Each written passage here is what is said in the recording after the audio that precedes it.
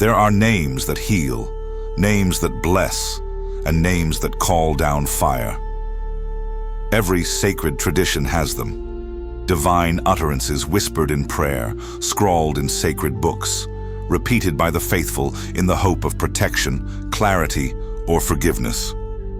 But not all names were meant to be spoken aloud. There is a legend, buried across cultures and encoded in symbols older than language, of a name so pure, so absolute in its resonance, that to speak it is to challenge reality itself. Not to ask, not to beg, but to command, to override the laws that hold the world together.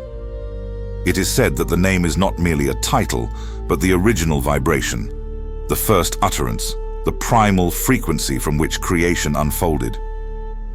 To say it with perfect clarity, to form it with the correct breath, rhythm, and intent, is to momentarily stand in the place of the divine, and for that brief moment, all things listen. But here's the problem: the world was not built to handle that moment more than once. Ancient mystics believed that the name was spoken only once, in the instant the universe was born, and then immediately hidden, sealed away within time, buried beneath syllables too fractured to understand.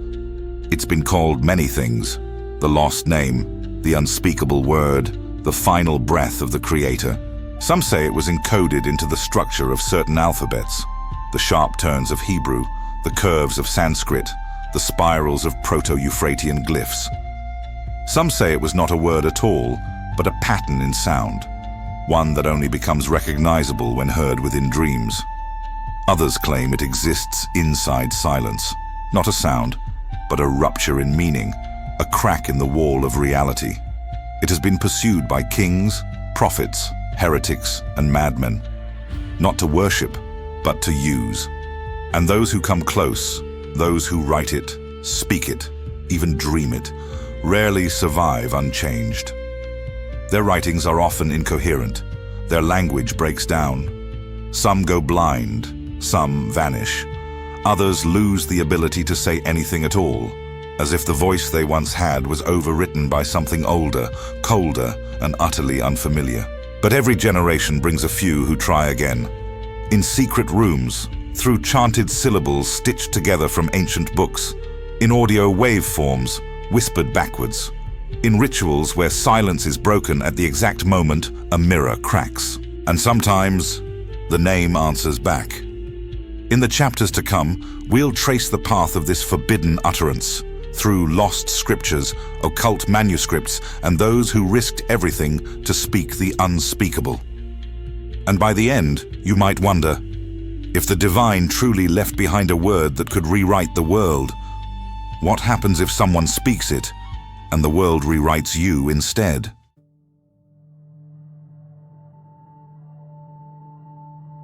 The first known mention of a forbidden name appears not in scripture, but in silence. On a fragment of blackened clay, excavated from the ruins of a Sumerian temple near Eridu, an inscription ends mid-line. Not because it was damaged, but because it never continued. The scribe who carved it seemed to stop after 4 characters, each unlike any known symbol from the time. The final line reads, "When the god arrived, the air turned to stone. We were not meant to say." And then, nothing. The archaeologist who unearthed it reported hearing a high-pitched hum as they held the shard. 2 days later, they were found unresponsive, heart still beating, eyes wide open, lips silently mouthing a phrase no one could hear. They recovered weeks later, but never spoke again. The fragment now sits in a museum vault, unpublished, unnamed. This is how it begins in every record, with unfinished sentences, broken voices, and symbols left unexplained. In Babylonian legend, there was a word said to cause madness in the gods themselves.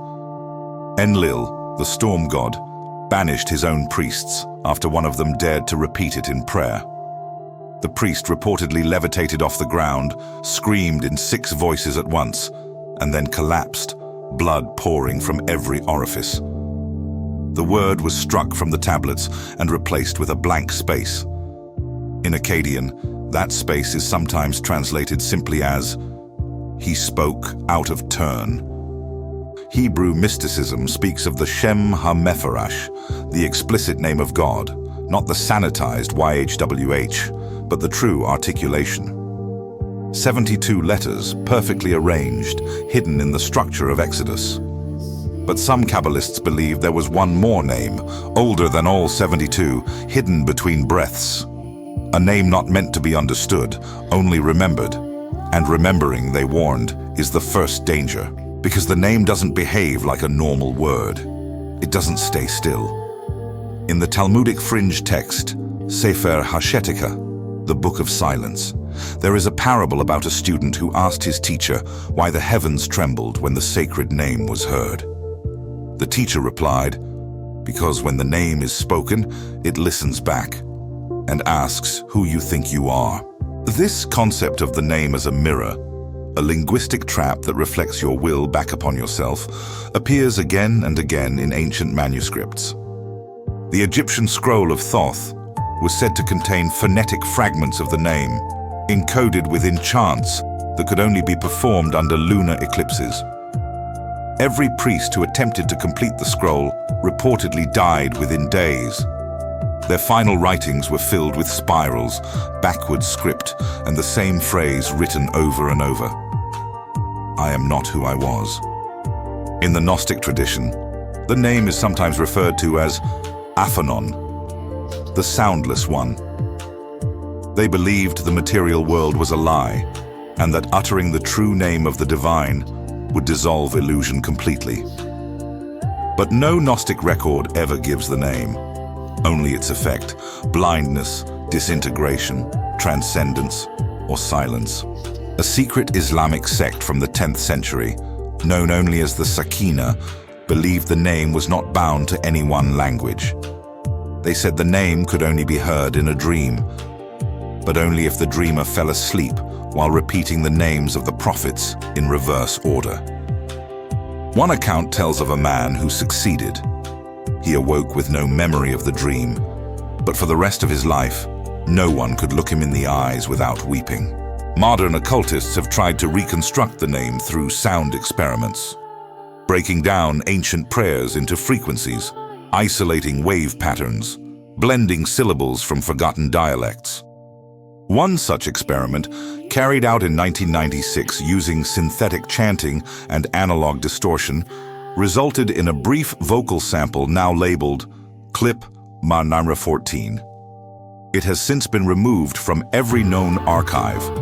Those who heard it described an immediate sensation of weight in the chest, uncontrollable crying, and for a few, nosebleeds. The recording was less than 6 seconds long.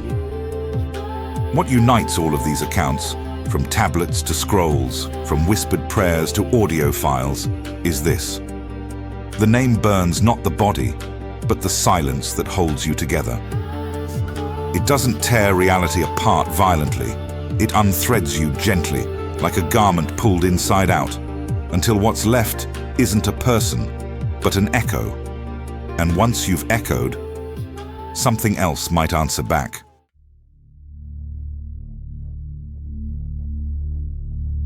The name of God was never meant to be written. That was the first rule. It wasn't just superstition, it was protection. Ancient scribes were trained to omit or obscure the most sacred names using substitutions, code, or intentional gaps.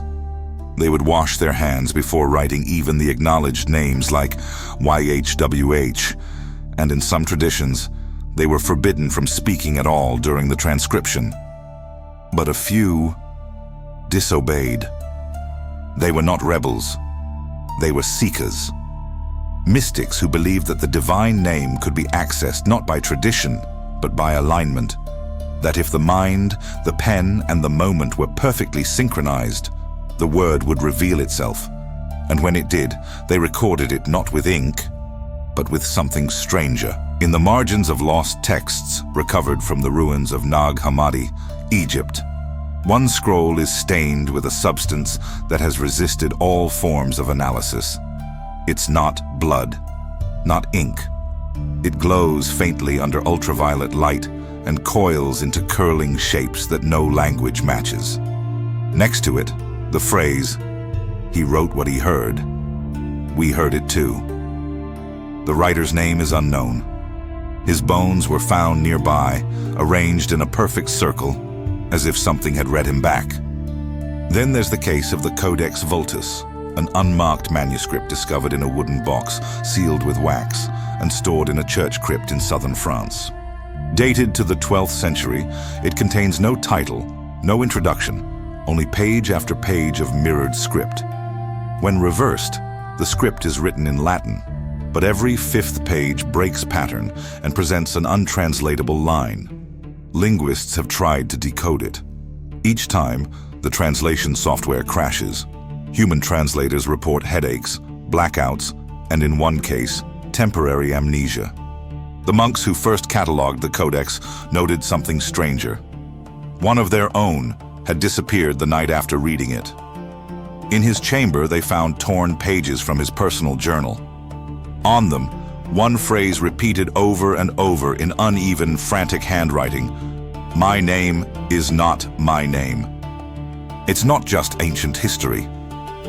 In the early 1600s, a group of mystics known as the Sons of the Remaining Breath emerged in northern Italy. They were said to practice silent rituals, copying divine utterances onto parchment soaked in a tincture made from ash, myrrh, and their own tears. Their goal was simple: to reconstruct the unspeakable word by feeling alone, to let their hand be guided by something beyond voice. When the Inquisition stormed their meeting house, they found pages burned into the floorboards. Not placed, burned, as if seared from the inside out. The symbols couldn't be copied. Every attempt to photograph or sketch them resulted in distortions, blurs, or, in one case, a cracked lens. The house was sealed. The texts were buried under Vatican lock. But rumors say one page survived, passed quietly from mystic to mystic. One modern occultist, who published anonymously under the pseudonym A, claimed to have seen it. In a now-deleted forum post, they wrote, "It didn't look like language. It looked like pressure, like something pressing through paper. I didn't read it. It read me. I felt something searching, not for my name, but for my place. I haven't slept in 3 days. I think it's still trying to remember me." This idea that writing the name doesn't trap it, but rather opens a connection, appears repeatedly in texts across time. In 19th century Aleppo, a scholar known only as the archivist attempted to recreate the divine name through mathematical sequences hidden in the Torah. He calculated a numerical arrangement of letters and sounds, then transcribed them onto a copper plate. Within hours, he went blind. In a final letter written in charcoal on his bedroom wall, he wrote, "The name does not belong to God. It belongs to whoever says it next." And perhaps that's the true danger, because those who wrote it down didn't just record a name. They handed it off, like a torch passed in the dark. And whoever reads it next might not be ready for what reads them in return.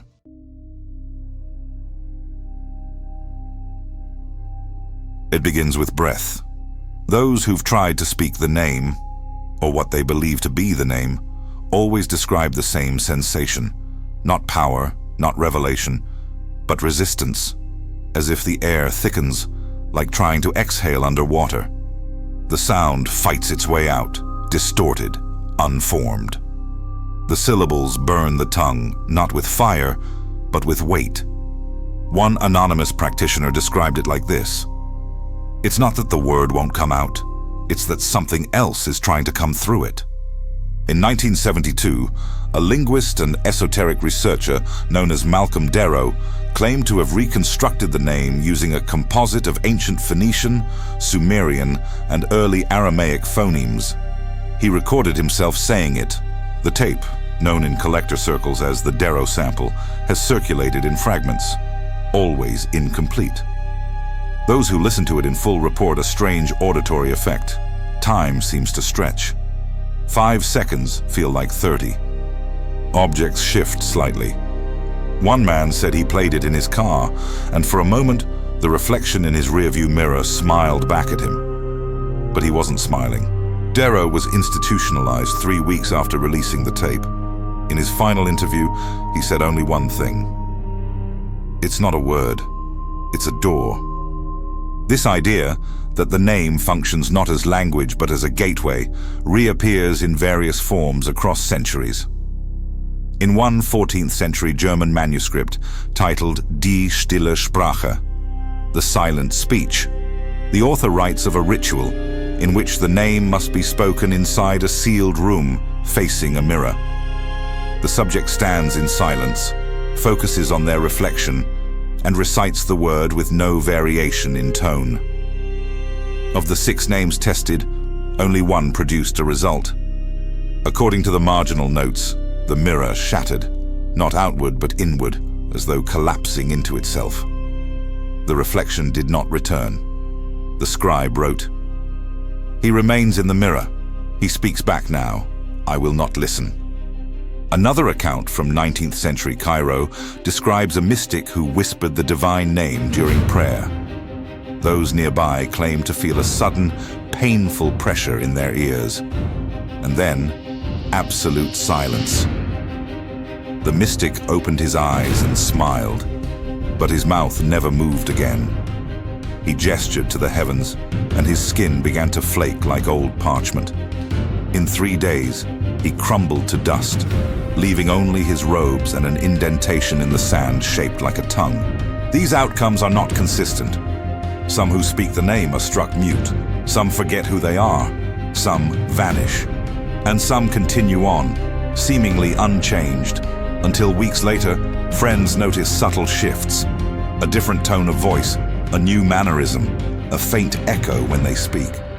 One woman claimed her husband recited the name during a dream and awoke different.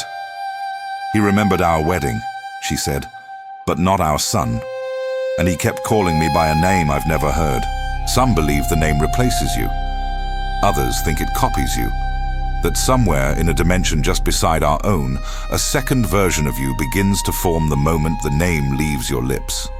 It may be a mirror, it may be a warning, or it may simply be waiting for you to fall silent long enough so it can speak next. In recent years, a few digital occultists have attempted to synthesize the name using text-to-speech programs, hoping a machine might say what a human shouldn't.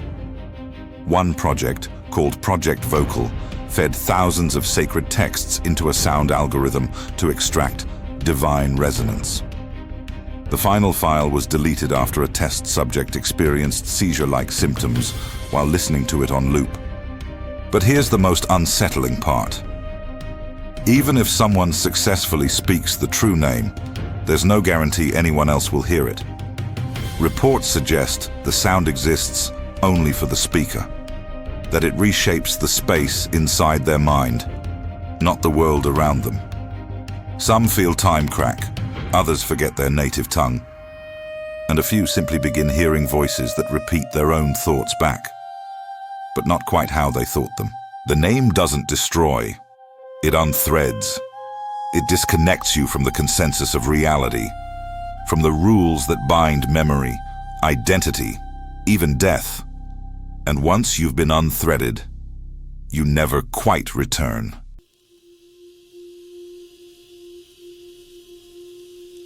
There are things in this world that remain hidden, not because we can't find them, but because they're waiting for us to stop looking.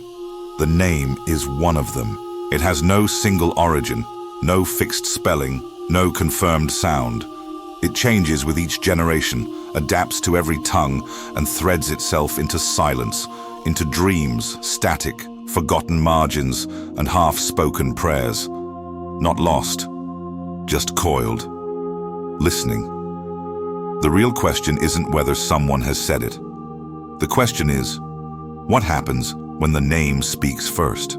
People have reported waking up with a word in their head they can't pronounce, a vibration they feel in the back of the throat but can't push out. Others recall vivid dreams where they speak something aloud and wake with blood on their tongue or tears in their ears. One man, after watching a documentary on ancient languages, began whispering a phrase repeatedly in his sleep. His wife wrote it down phonetically. No known dialect matched, but when spoken aloud, their mirror cracked.